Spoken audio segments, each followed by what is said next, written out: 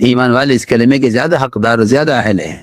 اس لیے ایمان کی بنیادی علامت تقوی ہے، اور ساری نیکیوں کا مدار تقوی پر ہے. فرمایا تقوی ملاک الحسنات، ساری نیکیوں کا مدار تقوی پر ہے. تقوی کسے کہتے ہیں؟ فرمایا کہ تقوی اللہ سے تنہائی میں ڈرنے کو کہتے ہیں، کہ تقوی اللہ سے تنہائی میں ڈرنے کو کہتے ہیں، یہاں کوئی دیکھنے والا نہ ہو. اور اس پر اللہ تعالیٰ کی طرف سے بڑے وعدے ہیں، بڑے وعدے تقوی پر ہیں.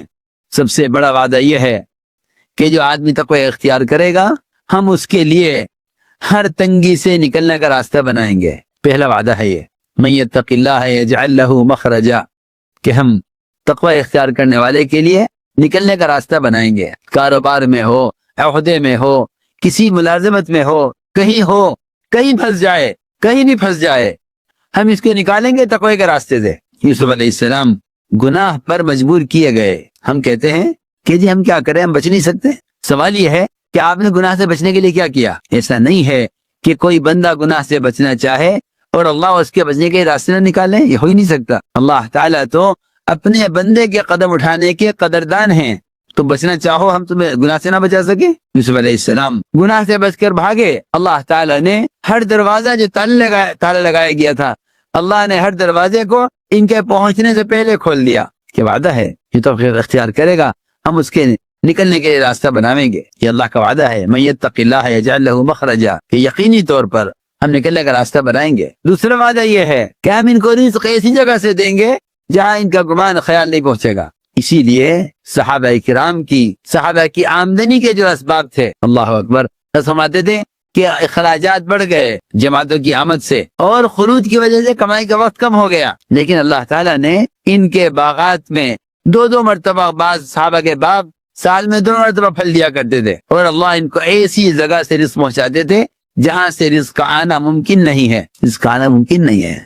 صحابی ہیں، پیشاب کر رہے ہیں، صحابی ہیں، پیشاب کر رہے ہیں، چوہا اشرفی لے کر آ رہا، ایک لایا، دوسری لایا، تیسری لایا، 17 اشرفیاں لا کر دی چوہے نے. لیکن اللہ تعالیٰ غیب کا راستے سے دیتے ہیں، ان کے تقوی میں اور اضافہ ہوتا ہے. فرمایا چلو چل کے پوچھتے ہیں کہ میں پیشاب کر رہا ہے، آپ کیا فرماتے ہیں؟ آپ صلی اللہ علیہ وسلم نے فرمایا کہ یہ بتاؤ کہ تم نے جس سوراخ سے چوہا اشرفیاں لا رہا تھا، تم نے اس سوراخ میں ہاتھ داخل کیا کہ نہیں؟ میں نے کچھ نہیں کیا. فرمایا کھاؤ، اللہ نے رزق دیا ہے. اگر تم 1 درہم بھی اس میں سے 1 دینار بھی اپنے ہاتھ سے نکال لیتے تو سوال ہوتا کہ یہ مال کس کا ہے؟ کیوں اس کا مالک نہ ملتا تو پھر تمہیں اس کا مالک ہوتا. تو میں نے عرض کیا کہ جی ہاں، اللہ کا وعدہ ہے کہ تقوی اختیار کرے گا ہم اس کے لیے ایسے راستے سے رزق لائیں گے جہاں اس کو گمان خیال نہیں پہنچے گا. لیکن لوگ کمائی کے نقشوں میں حرام اسباب اختیار کرتے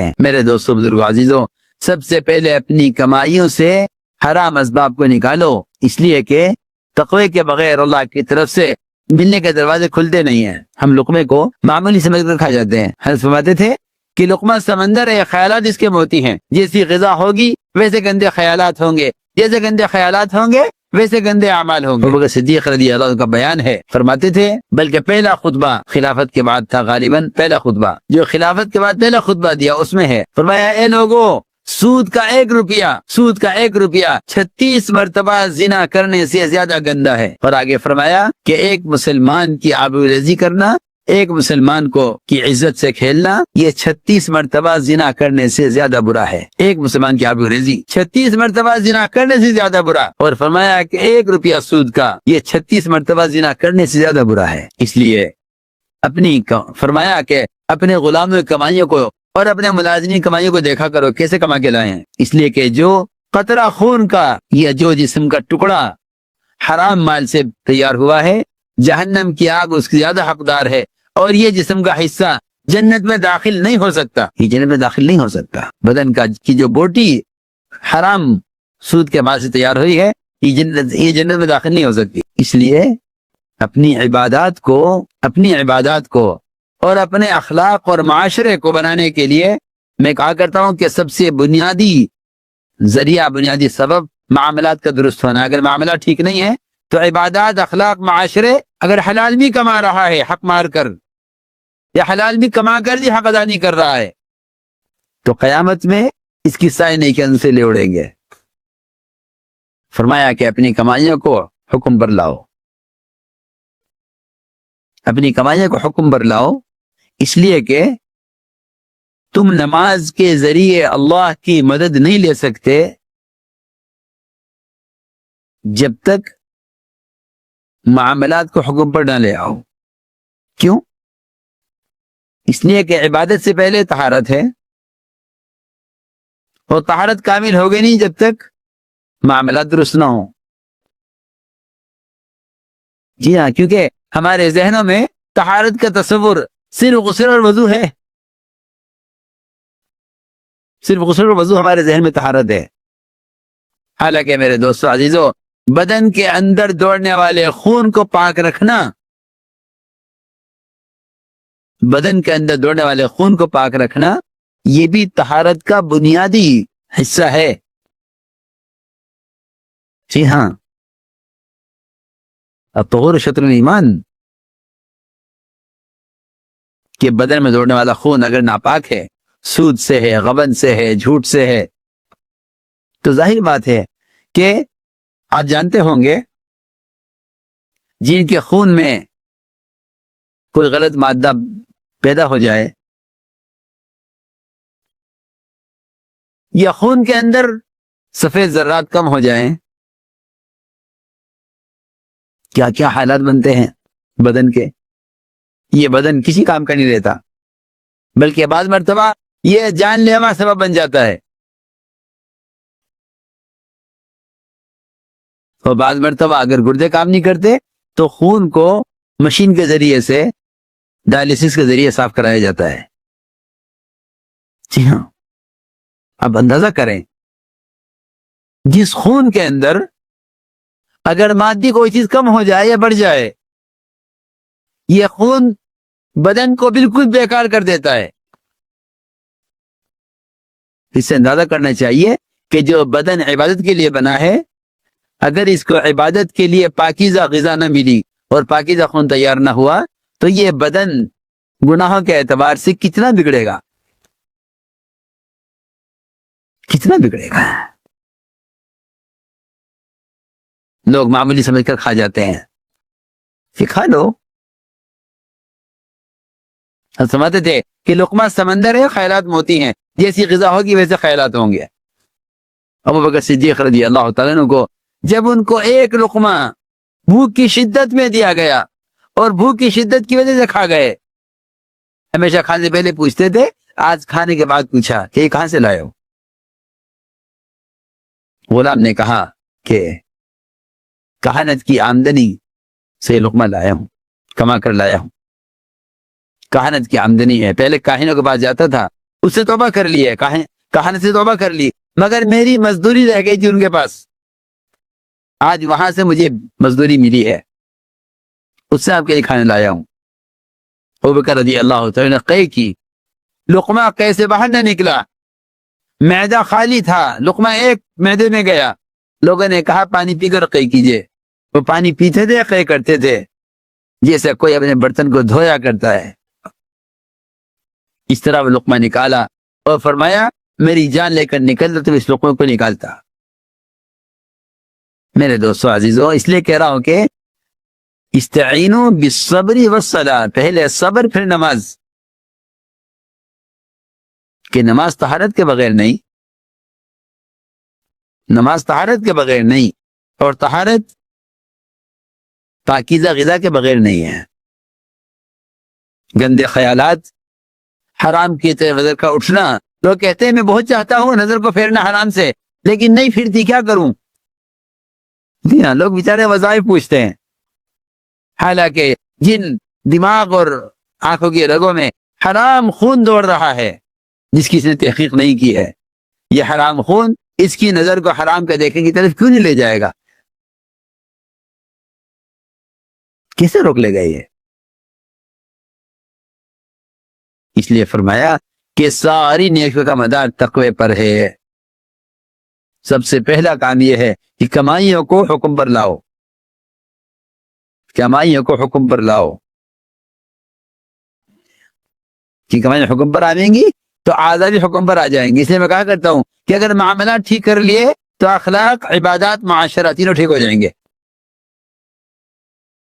اور اگر کمائی کے نقشوں میں حکم ٹوٹ رہا ہے تو نہ عبادات، نہ اخلاق، نہ معاشرہ، کوئی چیز بنے گی نہیں، کوئی چیز سدھرے گی نہیں۔ اس لیے میرے دوستو عزیزو،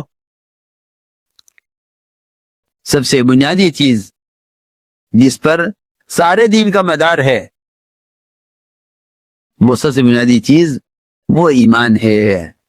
اس دعوت کے ذریعے سب سے پہلے ایمان کا سیکھنا ہے، کیونکہ ایمان تمام شعبوں میں اللہ کا حکم کا پابند بنا کر چلائے گا۔ اسی لیے فرمایا حدیث میں کہ مومن اللہ کی اطاعت میں نکیل پڑے ہوئے اونٹ کی طرح ہے، کہ مومن اللہ کی اطاعت میں نکیل پڑے ہوئے اونٹ کی طرح ہے، جہاں اس کو چلاؤ گے وہاں چلے گا، جہاں بٹھاؤ گے بیٹھ جائے گا۔ اسی طرح فرمایا کہ مومن ایسا ہے جیسا کوئی گھوڑا ہوتا ہے کھوٹے سے بندھا ہوا، کوئی گھوڑا کھوٹے سے بندھا ہوا ہوتا ہے، مومن ایسا ہے جیسے گھوڑا ہوتا ہے کھوٹے سے بندھا ہوا۔ آپ دیکھیں کہ یہ گھوڑے میدان میں چھوڑے جاتے ہیں گھاس کھانے کے لیے، اور ان کے پاؤں میں رسی باندھی جاتی ہے تاکہ یہ دوسرے کی زمین تک نہ پہنچیں، اپنی زمین کے حد میں رہیں۔ سو بہت اہم بات ہے، اپنی زمین کے حد میں رہیں۔ تو گھوڑے کو جب رسی پوری ہوتی ہے تو یہ کھوٹے پر واپس آ جاتا ہے۔ بالکل اسی طرح حدیث میں فرمایا کہ اللہ کی بھی چراگاہیں ہیں جیسے تمہاری چراگاہیں ہوتی ہیں، اور ایک دوسرے کی چراگاہ میں داخل ہونا جرم ہے، کہ اللہ کی بھی چراگاہیں ہیں۔ فرمایا الا ان حرم اللہ محارم، کہ اللہ کی چراگاہیں وہ اللہ تعالیٰ کی حرام کی ہوئی حدود ہیں، کہ حد سے آگے مت بڑھو۔ جب حد سے آگے بڑھیں گے تو پاؤں میں جھٹکا لگے گا، تجارت میں، زراعت میں، جی ہاں مسلمانوں کی سرمایہ داری کے نقشوں میں، ان میں آئیں گے جھٹکے۔ لیکن مومن وہ ہے یہ جھٹکا لگتے ہی فوراً توبہ کی طرف آ جائے۔ جی ہاں، یہ ایمان کا تقاضا ہے۔ جس کے دل میں ایمان ہوگا وہ اپنے کاروبار کے جھٹکوں سے، حوادثات کے جھٹکوں سے، اور قرضوں کے مقدمات کے جھٹکوں سے توبہ کی طرف آئے گا۔ جس نے ایمان نہیں ہوگا وہ کہے گا کہ دنیا میں تو حالات آیا ہی کرتے ہیں۔ جی ہاں، آج کے لیے مسلمانوں کی زبان پر عام ہو گیا ہے کہ دنیا میں تو حالات آیا ہی کرتے ہیں، حالات سے نہیں گھبرانا چاہیے۔ سنو غور سے بات، وہ کون سے حالات ہیں جن سے گھبرانا نہیں چاہیے، اور وہ کون سے حالات ہیں جس پر آدمی کو توبہ کر کے راستے پر آنا چاہیے؟ ان کو دونوں کو الگ الگ کر کے بتلا دیا۔ اگر تم 100% دین پر ہو، 100% اللہ کی اطاعت پر ہو، اور 100% نبی کی سنت کے پابند ہو، پھر تم پر حالات آئیں تو ان حالات پر شکر کرنا، کیونکہ یہ حالات نبیوں کی لائن کے ہیں۔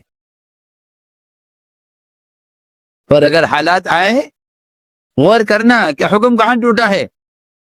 اگر کہیں حکم ٹوٹا ہے تو یہ حالات اس حکم کو پورا کرانے کے لیے، اور یہ حالات اللہ کی طرف سے تنبیہ کے لیے اور راستے پر لانے کے لیے آئے ہیں۔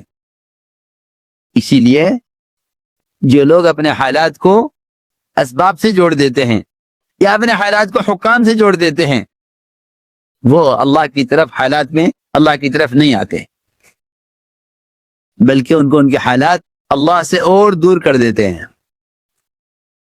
اور اصولی بات ہے کہ اللہ تعالیٰ اپنے بندے پر حالات لاتے اس لیے ہیں تاکہ یہ توبہ کی طرف آئے۔ وَلَنُذِيقَنَّهُمْ مِنْ عَذَابِ الْأَدْنَىٰ دُونَ عَذَابِ الْأَكْبَرِ لَعَلَّهُمْ يَرْجِعُونَ، ہم چھوٹے جھٹکے لائیں گے ان پر تاکہ یہ آ جائیں توبہ کی طرف۔ میرے دوستو عزیزو، مومن تو وہ ہے کہ اگر پیر میں ایک ٹھوکر بھی لگے، اسے یاد آئے کہ اس نے اللہ کا کوئی حکم توڑا ہے، یا اسے ایک ٹھوکر بھی لگے، میں آپ سے سب سے کہتا ہوں کہ جب حالات آئیں تو عبادات میں کمی بعد میں دیکھنا، پہلے معاملات کو دیکھنا کہ کہیں حق مارا ہے کسی کا، کہیں حق کسی کا مارا ہے، کیونکہ اللہ تعالیٰ اپنا حق جس کے لیے چاہیں گے معاف کر دیں گے. جی ہاں، لوگ حق مار کر سمجھتے ہیں کہ یہ مال میری ملکیت ہو گیا ہے. لوگ زمین کا اوزار بنوا کر سوچتے ہیں کہ یہ زمین میری ہو گئی ہے. نہیں، اللہ تعالیٰ مظلوم کے ساتھ ہے. اللہ مظلوم کے ساتھ ہے اور وہ ظالم کو پکڑیں گے ظالم کو. حضور اکرم صلی اللہ علیہ وسلم نے فرمایا، عجیب بات فرمائی، تم لوگ میرے پاس آتے ہو اپنے جھگڑے لے کر، اور تمہیں بعض کے مقابلے میں بہت اچھا بولنا جانتا ہے، اپنی بات کو قوت سے رکھ کر طے کرا لیتا ہے، اور میں اس کے کہنے کی وجہ سے اور اس کے دلائل کی وجہ سے اور اس کی زبان اور اس کے بولنے کی قوت کی وجہ سے میں اس کے حق میں فیصلہ کر دوں تو وہ خوش نہ ہو کہ زمین میرے نام ہو گئی. فرمایا کہ میں نے اگر اس کے حق میں فیصلہ کیا ہے اور وہ بیان غلط دے رہا ہے تو فرمایا کہ وہ یاد رکھے کہ میں اس کو جہنم کا ٹکڑا کاٹ کر دے رہا ہوں. یہ فرمایا. بہت ڈرایا اس بات سے کہ تم آج مقدمہ جیت جاؤ گے تو جیت جاؤ گے، کیا ہوگا؟ کسی یتیم کی زمین پر، کسی بیوہ کی ملکیت پر اگر تمہیں دعویٰ ثابت کر لیا اور کاغذ تمہارے نام بن گیا تو آج بھی خدا کی قسم وہی بات ہے جو بات آپ کے زمانے میں تھی کہ آپ نے فرمایا کہ جو کسی کا حق کسی دلیل سے یا کسی جھوٹی قسم سے یا اپنی بات کو منوا لے اپنی بات کی قوت سے تو وہ یہ نہ خوش نہ ہو کہ مجھے میرے حق میں فیصلہ ہو گیا. فرمایا کہ میں اس کو جہنم کا ٹکڑا کاٹ کر دے رہا ہوں.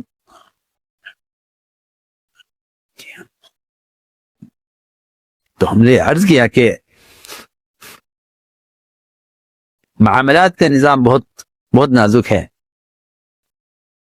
تو مومن وہ ہے کہ اس حال آئے سب سے پہلے دیکھے کہ مجھ سے حکم کہاں ٹوٹا ہے. میرے دوستوں عزیزوں، آج کل مسلمان خوب پریشان ہیں، اور پریشانی